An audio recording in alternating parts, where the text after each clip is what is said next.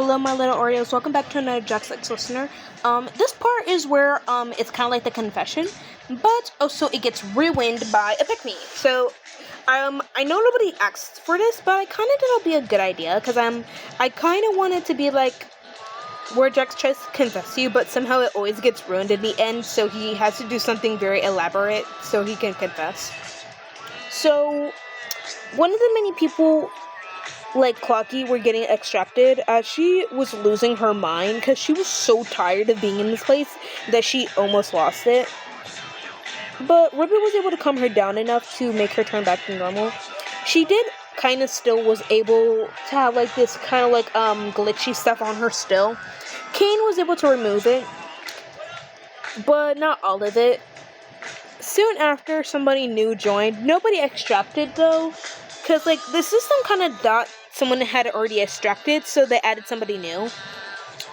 As everyone looked at the stage, as there's this girl in this pink tutu and like with these tennis shoes on, as take her like a ballerina, but also with a mix of hip hop, like a big t-shirt and a tutu.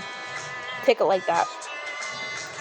But mostly, she walked around the area super confused where she was. The whole process started like, you get a name, you get the tour and everything. But mostly, it was fine at first. Like, she acted kind to everyone. But something was really off about her, because, like, she kept talking to the boys. And she kept ignoring the girls, saying, like, oh, you're so girly for that. And the girls were starting to get very fed up with her at this point, and they were starting to get really annoyed.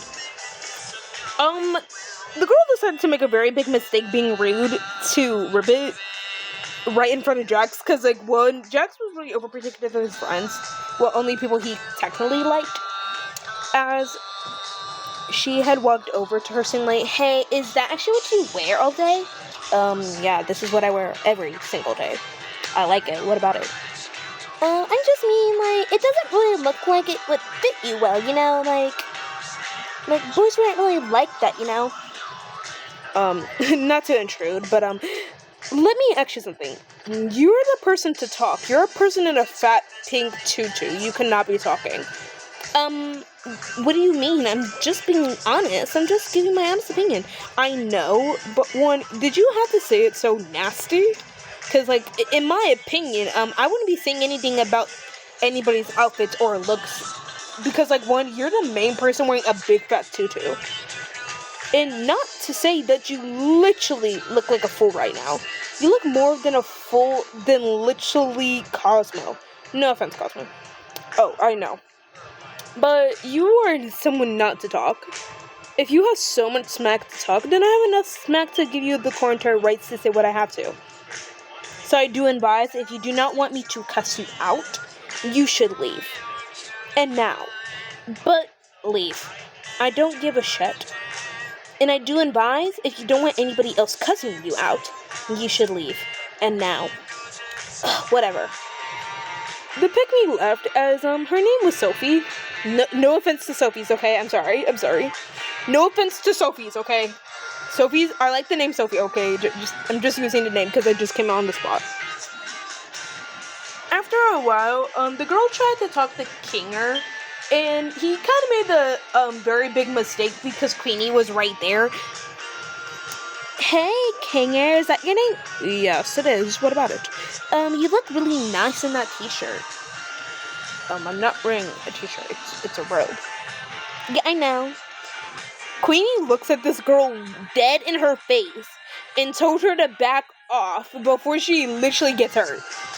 The girl decided not to listen, so, long story short, let's just say, Queenie punched her out of existence, knocking her out.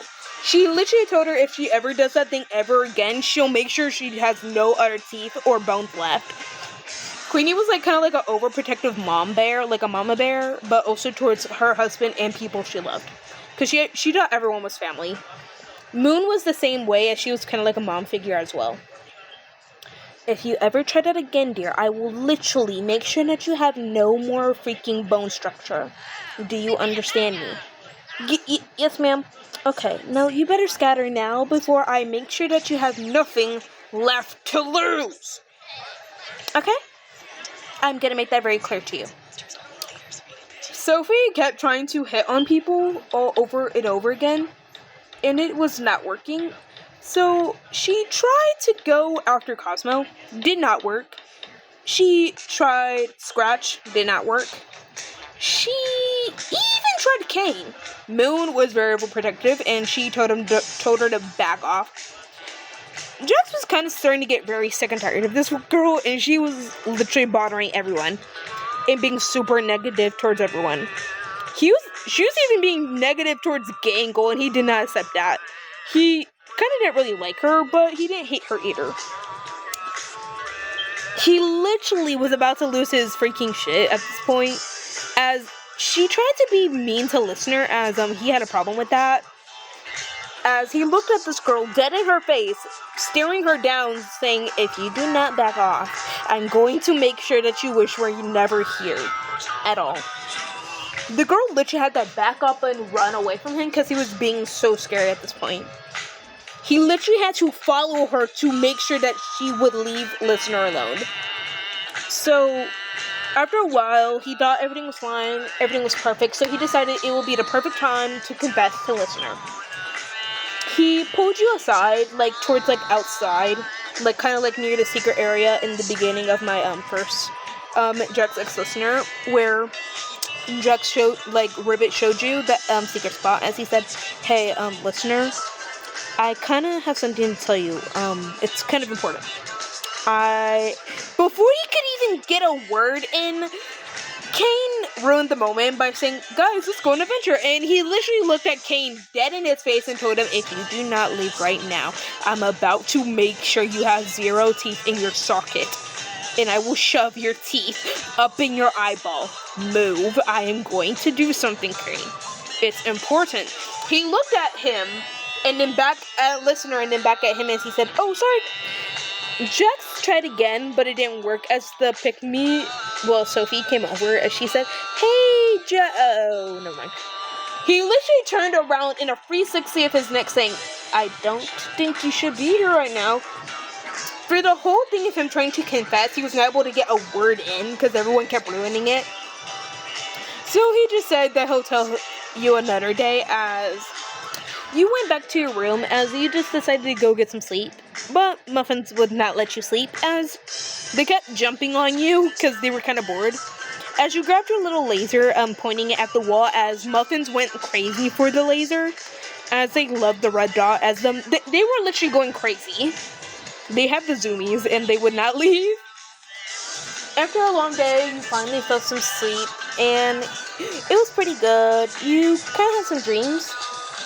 Well, technically, Moon gives you dreams because, that's the only thing she could kind of do, technically, but it was still pretty nice. You had, dreams about, everyone, and mostly just a weird dream of just being, in a cupcake for some reason, in this cupcake suit, but everything was pretty decent, actually. It was actually pretty good.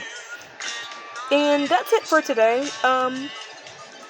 If you guys want anything for the next part, please, tell me. Please put in the comments, or, look at my posts or some sort, please.